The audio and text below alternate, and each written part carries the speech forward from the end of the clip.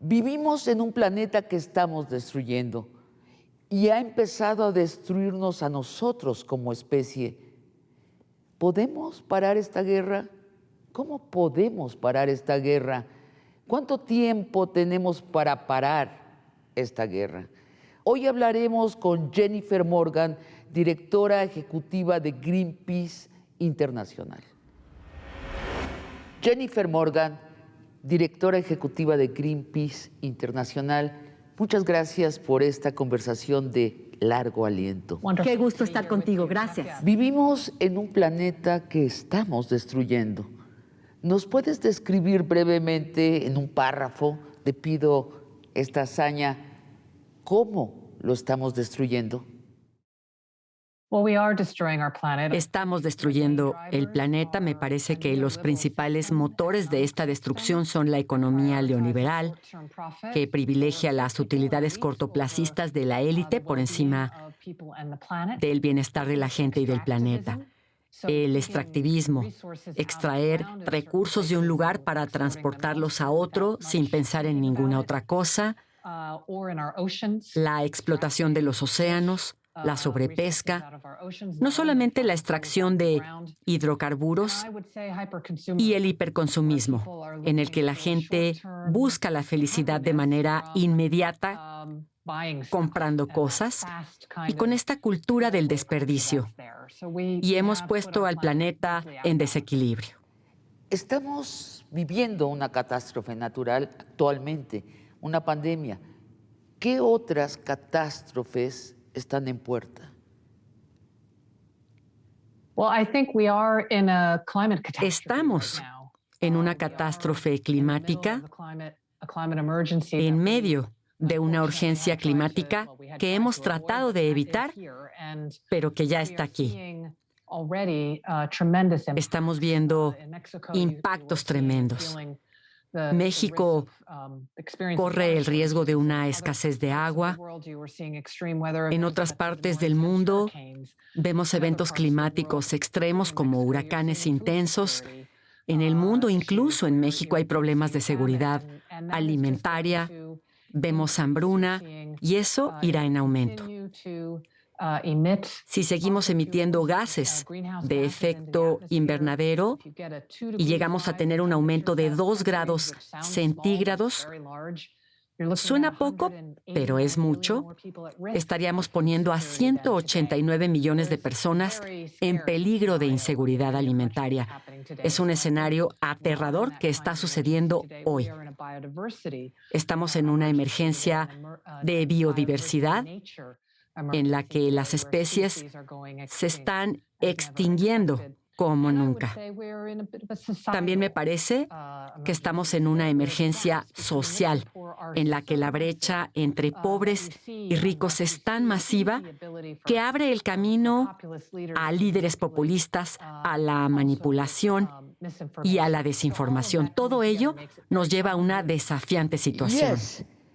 ¿Y qué tanto es la urgencia? ¿Cuánto tiempo de paz relativa tenemos hasta la próxima catástrofe que sea planetaria?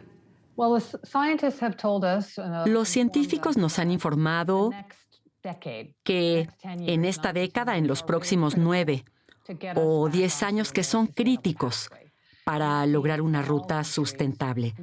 Los países deben reducir sus emisiones de gases de efecto invernadero causadas por la contaminación de combustibles fósiles, gas y deforestación a la mitad para el 2030 y a otra mitad para llegar a cero en el año 2050.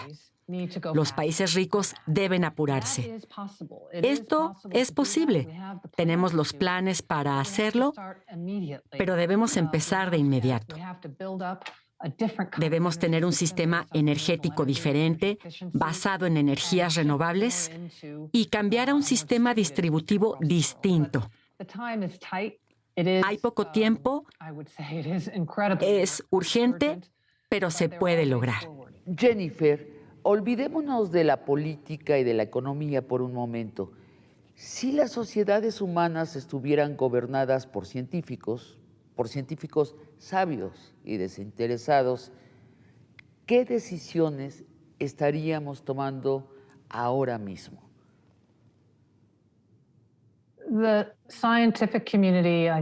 Si la comunidad científica gobernara al mundo en cuanto a cambio climático, establecerían políticas y leyes que cambiarían el enfoque de las personas respecto de las energías renovables. ¿Por qué este nuevo enfoque?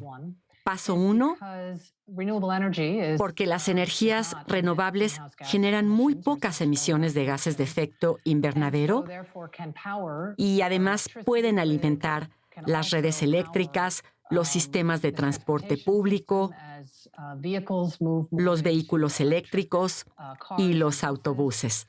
Y también pueden distribuirse más uniformemente. Los científicos sociales, al tratar los temas de la riqueza e igualdad, buscarían una mejor distribución de la riqueza y no tenerla concentrada en unas pocas compañías. Las energías renovables te permiten hacer esa transición. La gente puede generar energía solar en el techo de su casa. Eso cambia el sistema y su funcionamiento. Ese sería el paso 1. Otra cosa que los científicos implementarían serían leyes para reducir las emisiones a cero para el año 2050 en los países industrializados. Le darían un poco más de tiempo a los países en vías de desarrollo, establecerían un transporte público limpio, que hoy es contaminante, y hay muchas medidas para esta transición. Y por último, según la literatura científica, habría que revisar el papel del mundo financiero y el financiamiento de nuestras economías. Tomarían importantes decisiones para regular al sector financiero y sus riesgos. Pero estamos gobernados por políticos que están a su vez subordinados a las corporaciones y los bancos. Ese es el problema, ¿no es así? Y las corporaciones y los bancos son máquinas diseñadas para generar la ganancia y no van a detenerse por propia voluntad, aún si implica la apocalipsis natural planetaria. Jennifer, ¿quién puede de verdad forzarlas a cambiar? ¿Quién puede realmente forzarlas a hacer los cambios necesarios para acatar esas medidas que tú enuncias y que suenan francamente imposibles de alcanzar? Me parece que sí hay ejemplos de quienes están avanzando en estas áreas. Por ejemplo, tocabas el tema de la banca, de las corporaciones y de la generación de utilidades. Eso es resultado de la manera como las economías miden su prosperidad, de la manera como miden su éxito. Y si tenemos líderes estudiando esto, vemos que necesitamos cosas distintas sobre la manera de cómo contabilizar el bienestar, pero más allá del cortoplacismo. Y entonces sí veremos un cambio. Creo que algunos países se han unido en esto para entender y aprender de la crisis financiera de hace unos pocos años.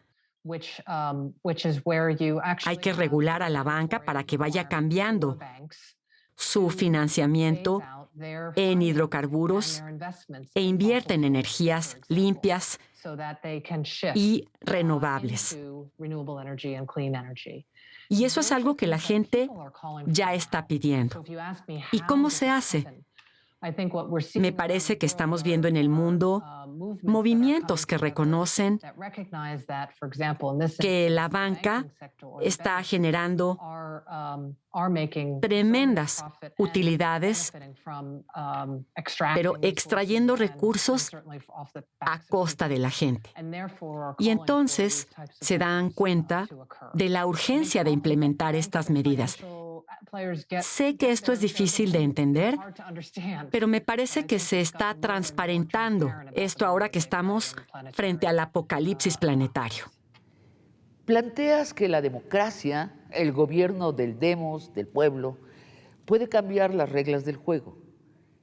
¿En qué países ha empezado a suceder eso? Y de hecho te pido que elijas un país y nos describas qué se ha logrado ahí. Hay que separar esta pregunta en dos partes. Por una parte, lo que estamos viendo en todo el mundo es que en las democracias la gente está generando cambios importantes. A veces pueden ser incipientes, pero sí estamos viendo a la gente empoderándose, especialmente los jóvenes. Y los estamos viendo emitir mandatos claros al poder. Lo podemos ver en la Unión Europea, en donde el tema de la crisis climática fue un tema central en sus elecciones, y eso dio origen al Acuerdo Verde para descarbonizar Europa de manera verde. Greenpeace está pidiendo un mayor esfuerzo, pero hay un mandato claro y lo podemos ver también en Estados Unidos. Me refiero a la elección del presidente Joe Biden, que presentó en su campaña la agenda más ambiciosa de combate del cambio climático, inspirado por el movimiento Amanecer, un movimiento que exigió un nuevo acuerdo verde. Y si pensamos en otros países, podemos ver ejemplos más pequeños. Por ejemplo, en Costa Rica, que tiene un plan para descarbonizar sus distintos sectores, modernizar sus autobuses, asegurándose de que su sistema de transporte sea limpio y que cubra las necesidades de transporte de la gente. También tienen una nueva ecoagricultura y un plan a largo plazo, porque hay que tomar medidas de cara a un cambio mayor. Vemos ese gran impulso en otras ciudades del mundo, en los países industrializados y también en países en vías de desarrollo. Durante la pandemia, en Bogotá, aumentaron enormemente sus exigencias. Son cambios pequeños, pero son un cambio de mentalidad que debe suceder en la sociedad de cara a un cambio sustentable que no está necesariamente en manos de corporaciones aferradas a los hidrocarburos. Te pido que sigamos hablando sobre estos pequeños cambios, cómo agrandarlos a través del activismo y qué hacer en un país como el nuestro, donde el gobierno, bueno, prácticamente es autista al tema. Pero te pido que lo hagamos luego de un corte. En México, el gobierno actual quiere extraer todo el petróleo que todavía contiene nuestro territorio y además está de parte del uso del carbón. ¿Qué le contestas al presidente? Yo trataría de hacerle entender que lo mejor para el pueblo de México, que lo que obedece a los intereses del pueblo de México y del presidente, es llevar a cabo la transición a las energías verdes de inmediato por varias razones.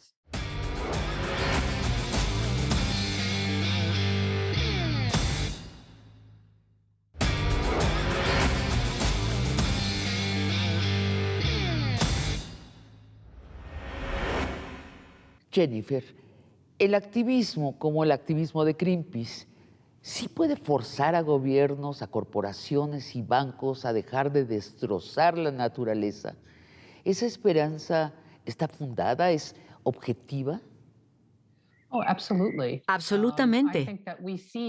Me parece, mira, todos los días lo veo. Uno de los grandes privilegios de trabajar en una organización internacional es que puedes ver lo que pasa en todas partes. Por ejemplo, estamos viendo muchos litigios, demandas porque la gente está tan preocupada que está demandando a sus propios gobiernos. Greenpeace en México, de hecho, retó efectivamente la política de contingencia energética por la COVID-19 que limitaba la participación de compañías en el mercado de las energías verdes porque desgraciadamente el gobierno está privilegiando las energías fósiles. La semana pasada en Alemania vimos a jóvenes demandando al gobierno alemán y una corte federal falló a favor de los jóvenes porque el gobierno estaba actuando lentamente para lograr la reducción a cero de las emisiones, algo que hubiera hecho muchísimo daño al país. También veo casos de comunidades locales en Polonia, en Sudáfrica, que se han opuesto a proyectos de hidrocarburos. Yo veo ejemplos todos los días de cómo pequeñas o grandes acciones de la gente luchando por tener un mundo mejor sí hacen una diferencia. Hace unas semanas entrevisté a Leonardo Boff, que es un teólogo ecologista que coescribió con el Papa Francisco su encíclica sobre la naturaleza, Laudato Si, el cuidado de nuestra casa común en español. Y Leonardo dijo algo que a mí me pareció fabuloso.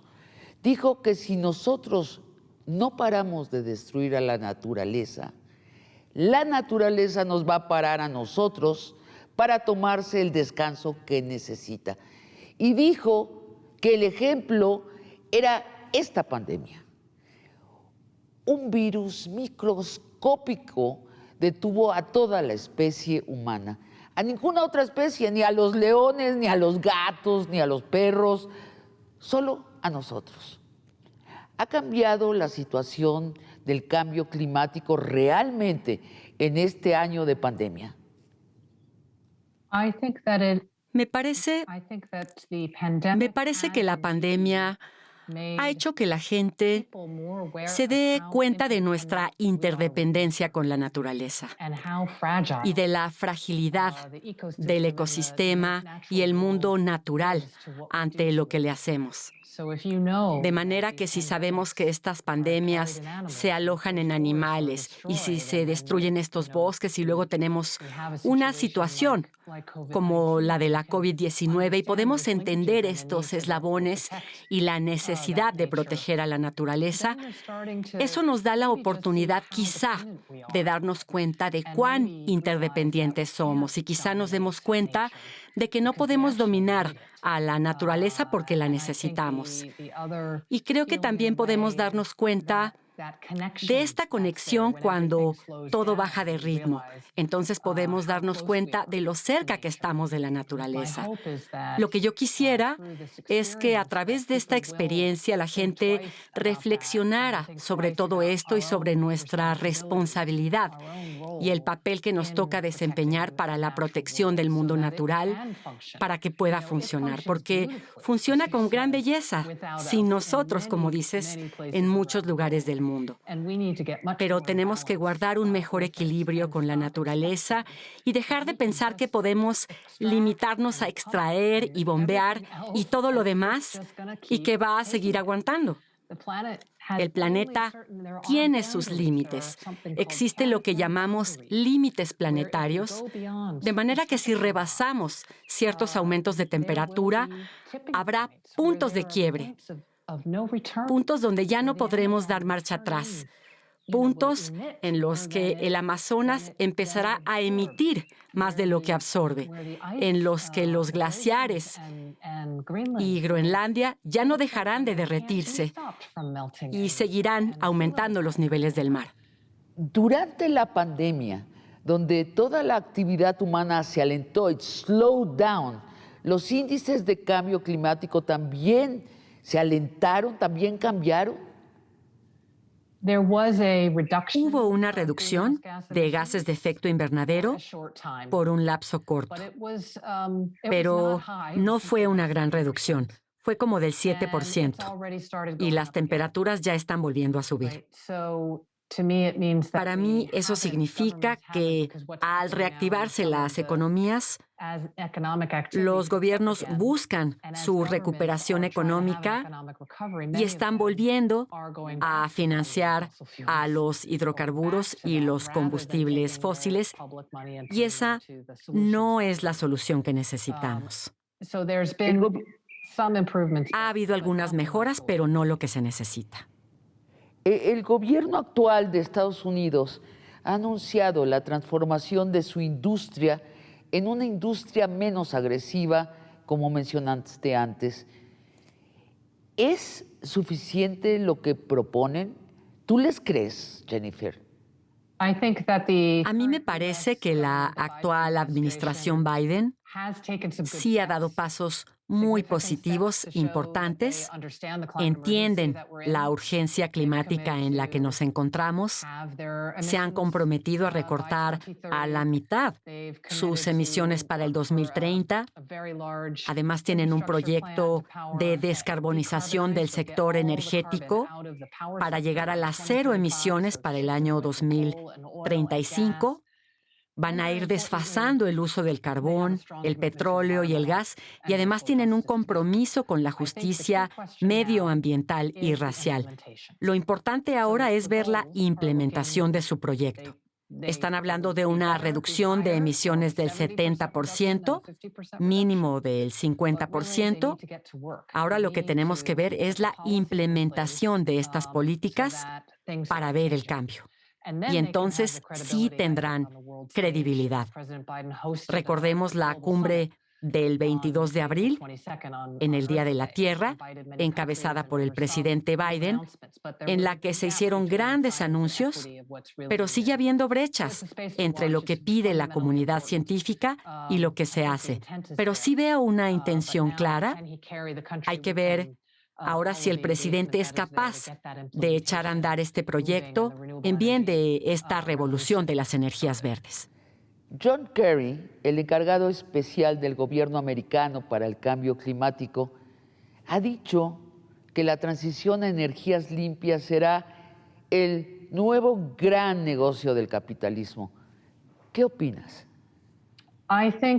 Me parece que John Kerry cree que las energías limpias son el siguiente gran paso del capitalismo, y sí creo que las oportunidades de las energías renovables son inmensas, como generadoras de empleo, y si pensamos en la escala de los cambios que deben llevarse a cabo, sí se puede hacer mucho dinero, pero no debiéramos estar pensando estrictamente en el capitalismo, sino que debiéramos pensar en las energías renovables en bien de la gente. Y creo que es ahí donde el secretario Kerry y otros deben asegurarse de que cuando transiten por este auge de las energías limpias, deben estar pensando, número uno, en una transición justa para los trabajadores del sector de los combustibles fósiles. Greenpeace está trabajando de forma estrecha con sindicatos de todo el mundo para facilitar esta transición justa para que puedan conseguir nuevos empleos. Y también hay que analizar las estructuras de propiedad de estas plantas de energías para impedir que solo haya 5 grandes compañías en todo el mundo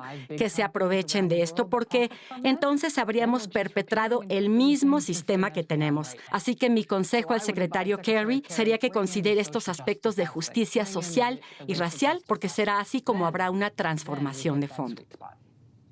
En México, el gobierno actual quiere extraer todo el petróleo que todavía contiene nuestro territorio y además está de parte del uso del carbón. Es como si nuestro presidente dijera: nosotros somos pobres, déjenos enriquecernos, que sean los países superdesarrollados los únicos que restrinjan los usos de energías fósiles, porque ellos son los culpables del cambio climático, no nosotros. ¿Qué le contestas al presidente que está en esta posición? Yo trataría de hacerle entender que lo mejor para el pueblo de México, que lo que obedece a los intereses del pueblo de México y del presidente, es llevar a cabo la transición a las energías verdes de inmediato y por varias razones. Número uno, porque nos encontramos en una emergencia y no hay tiempo que perder. Y número dos, porque los costos de las energías renovables han caído muchísimo. Y acercar estas energías a la gente, esa idea de quitar el poder a las corporaciones para darle el poder a la gente, se puede hacer con las energías verdes que no tienen el impacto negativo de los combustibles fósiles. Estoy pensando en la refinería de Dos Bocas. Debemos pensar en el impacto negativo de este proyecto para la gente. Tenemos que pensar en el desarrollo económico de México y también en el desarrollo social de México. Me parece que tiene que pensar de otra manera. Los países están evolucionando a pasos distintos, pero México está muy retrasado y si él quiere beneficiar a la gente y quiere ver por un sistema redistributivo distinto, este es el momento de hacerlo. Podríamos hablar durante horas, pero si le preocupan los trabajadores, si le preocupa que la gente tenga agua y aire limpios, los hidrocarburos son cosa del pasado. Tenemos que ver hacia adelante. Hace unas semanas entrevisté a la secretaria de Energía de México y ella resume la posición del gobierno así: tenemos un tesoro de petróleo en el subsuelo. Vamos a sacar ese petróleo y vamos a gastarlo. No hay forma de que alguien nos convenza de que no, y menos alguien que viene de los países ricos. Jennifer, a los que creemos que es un error, ¿qué nos dices? ¿Qué hacemos? Yo les diría, número uno, organícense. Muestren que ese no es un tesoro, es un veneno, una trampa para la gente. Organizaría a la gente para que vote a favor del clima, que vote por el bienestar de sus hijos. Es algo que hemos visto en otros países. Hemos visto a la gente organizarse y votar por una nueva visión de futuro que responde a la actual crisis del clima. Comunicaría los ejemplos de lo que funciona y también pensaría en los cambios necesarios al interior del gobierno, en estos cambios para quitar el poder que tienen estas industrias. Hay que comunicarle todo eso a la secretaria de Energía. Haría que la gente participara cuando sea posible, que la gente rinda testimonio, que se hable de esta nueva visión. Lo que necesitamos es generar un cambio de mentalidad, un cambio al interior del gobierno y que la gente que solo piensa en la extracción de hidrocarburos que no sea reelecta en el 2021. Hablemos más sobre la gran esperanza del cambio, el activismo, pero por favor, luego de un corte. Greenpeace trabaja dentro del capitalismo y el capitalismo es un modelo económico extractivo. Decir hay que estar en contra del capitalismo es fácil y me parece que es más difícil verlo desde dentro y decir qué necesitamos hacer ahora para darle la vuelta al sistema a favor de la equidad, de la gente y para preservar el planeta.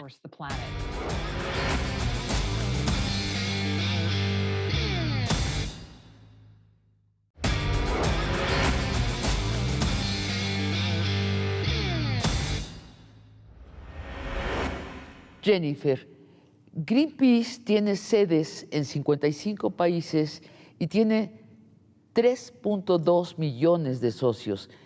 En México, ¿cuáles son sus proyectos principales? Mira, nuestros principales proyectos en México tienen que ver con su transformación energética.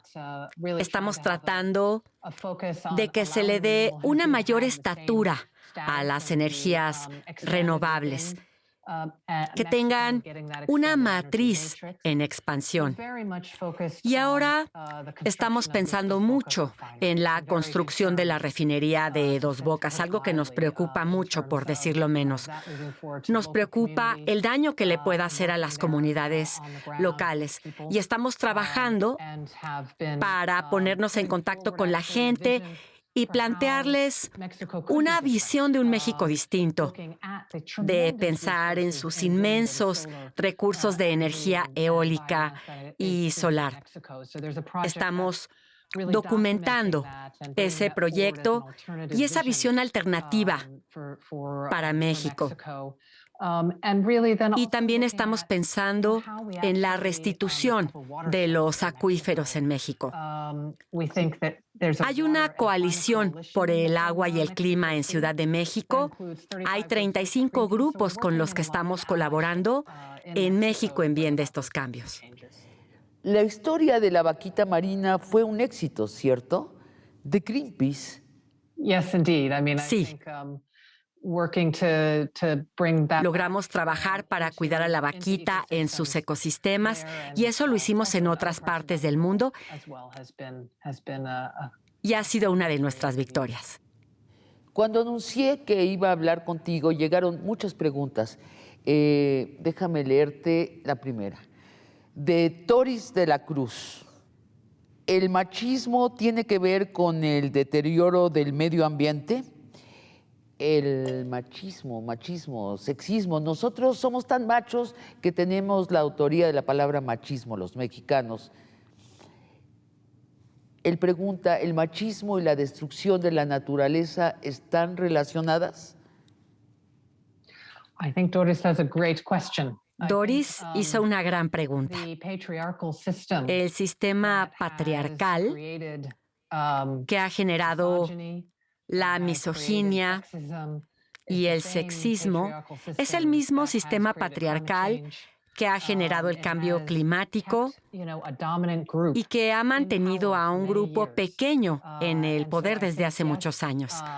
Así que me parece que si hacemos un análisis sistémico, vamos a ver que el machismo tiene mucho que ver con el deterioro del medio. A nivel global, el 85% de los grandes puestos en las corporaciones está ocupado por hombres. Y si vemos las naciones lideradas por hombres y vemos a dónde nos han llevado, no estoy hablando de todos los hombres, pero esto sí nos ha orillado a la emergencia climática.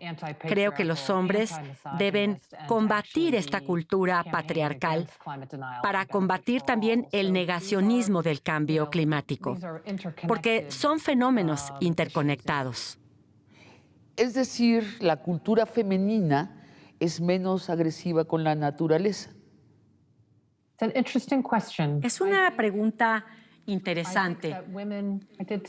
Yo estudié el ecofeminismo en algún momento y sí me parece que la mujer tiene una mayor cercanía a veces con la naturaleza.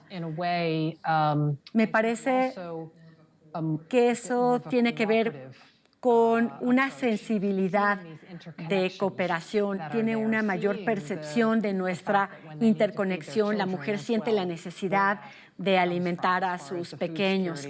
Le es más importante la seguridad alimentaria. Y me parece que sí, que a lo largo de los años hemos visto que una perspectiva feminista está más en línea con la naturaleza en contraste a la cultura patriarcal. Pregunta Eric Sudae.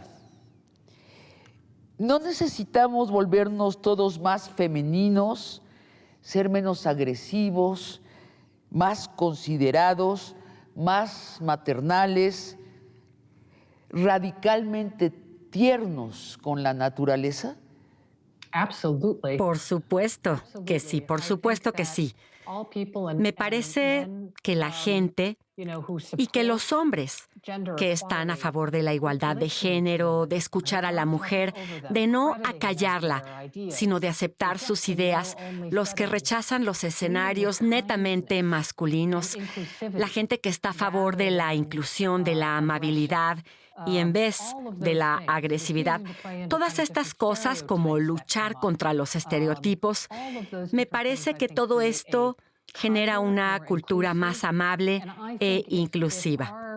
Si nuestra sociedad humana empieza a ser más diversa, respetuosa e interconectada con el medio ambiente, eso nos abre oportunidades para salvar al mundo y para cuidar de la naturaleza porque entendemos la manera como estamos interconectados con ella. Y sí, una perspectiva feminista es positiva. No sabes cuántos tweets llegaron con esta pregunta formulada de distintas formas. Greenpeace trabaja dentro del capitalismo y el capitalismo es un modelo económico extractivo. Entonces, el capitalismo es el problema.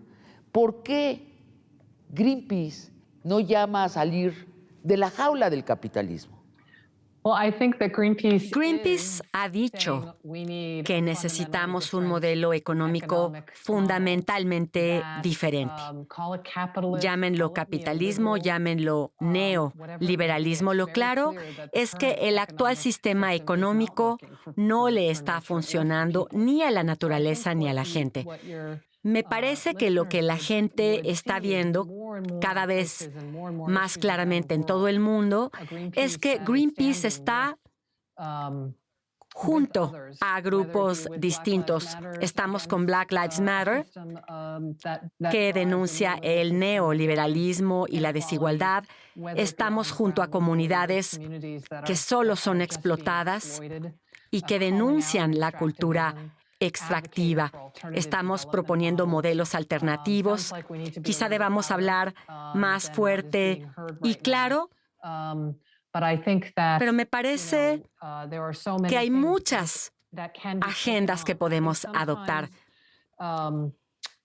Y decir, mira, decir hay que estar en contra del capitalismo es fácil.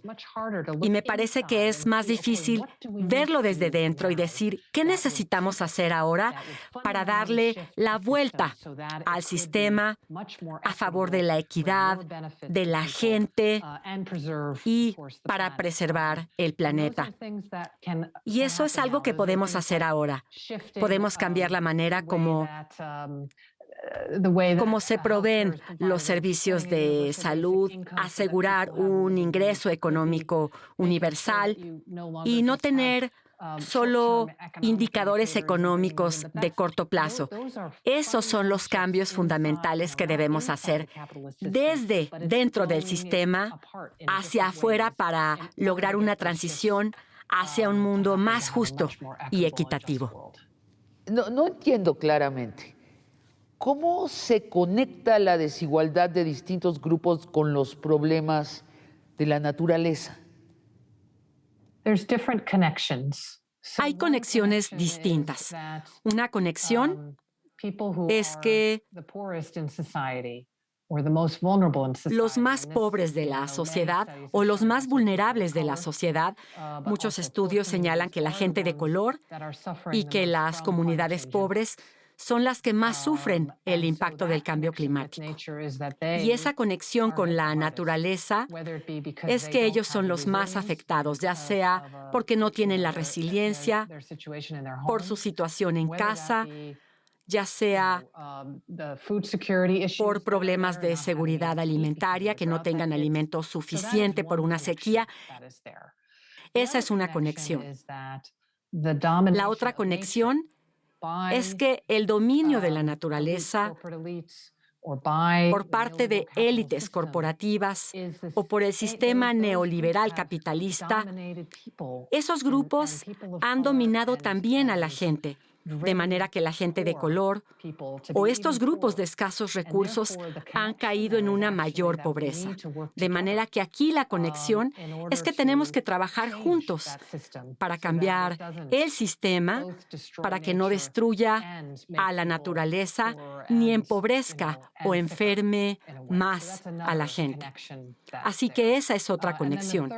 Y una tercera conexión es que si vemos los lugares donde se encuentran las plantas de los combustibles fósiles, si vemos los puntos de extracción, nos daremos cuenta de que ahí se encuentran casi siempre estas comunidades pobres porque no pueden irse, no tienen dinero. Esta mañana leí un caso sobre Luisiana, donde las compañías de combustibles fósiles quieren un santuario para ellos, pero la gente no se puede mudar porque no tiene dinero. Esa es la tercera conexión. En México hay una tradición de ecoterrorismo. Ha habido comunidades indígenas que han atacado a los fuereños que llegan a hacer grandes empresas hidráulicas o a talar árboles. ¿Qué piensas del ecoterrorismo como un ala dura del activismo? Greenpeace siempre ha practicado la acción directa no violenta. Ese es uno de nuestros principios fundamentales. La protesta pacífica, ser testigos de una manera no violenta. No sé bien de las actividades que mencionas específicamente, las desconozco, pero me parece que aunque no debe haber cabida para la violencia, sí hay cabida para los actos pacíficos de protesta y para la acción directa. Eso puede traducirse en tratar de poner alto a la extracción de petróleo ocupando una plataforma petrolera. Puede significar hacer cosas de mucha valentía para señalar el problema porque no se le da la atención suficiente. Pero debe ser una forma pacífica, una forma no violenta de actuar. Pregunta Mao Calderón. Mientras tratamos de parar a los políticos, yo agregaría, y a los bancos y a las corporaciones, de extraer de la tierra lo que no debieran, ¿no deberíamos por lo menos cambiar nuestra cultura? Es decir, en grupos más modestos, en grupos de 2 personas, de 10 personas, un pequeño pueblo de 2,000 personas, podría cambiar de costumbres, no para detener el cambio climático, sino para vivir mejor con la naturaleza, vivir mejor en la naturaleza y ser más felices. ¿Qué le contestas, Jennifer, a esta joven tuitera? Yo le diría que mantenga el rumbo y que confíe en sus instintos, que siga pensando con agudeza y escuche a su corazón, porque el activismo y el cambio empiezan con uno mismo y con quienes participas. Puede empezar en casa, con tu familia, y luego empieza a expandirse a grupos pequeños. Yo he visto cómo estos grupos pequeños pueden generar grandes cambios en su vida y no sabemos el alcance que puedan tener. Pero pasa algo con formar parte de un pequeño grupo que puede crecer y eso no solo es bueno para la naturaleza, sino también para tu propio bienestar y para tu comunidad.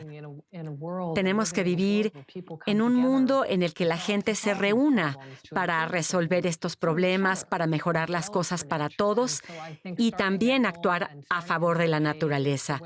Empezar en casa y en grupos es el camino a seguir.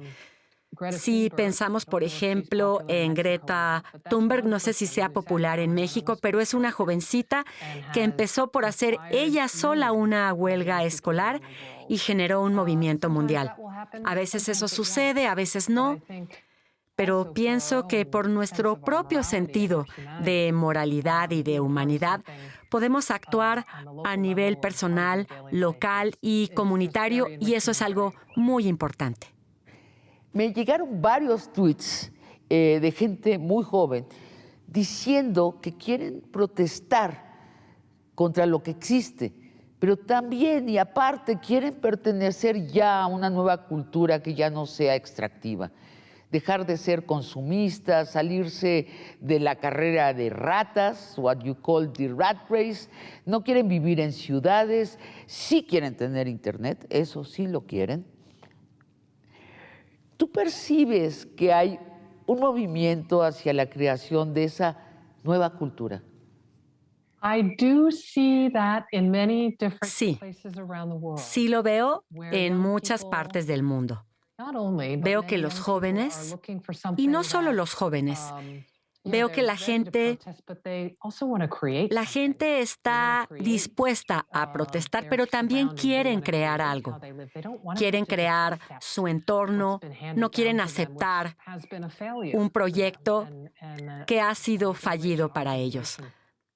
La verdad es que mi generación le ha fallado a los jóvenes. Y esto tiene que ver también con la localización, con el deseo de acercarte a la tierra, de consumir lo que se produce cerca de ti, no necesariamente de importar o extraer productos de otras partes del mundo.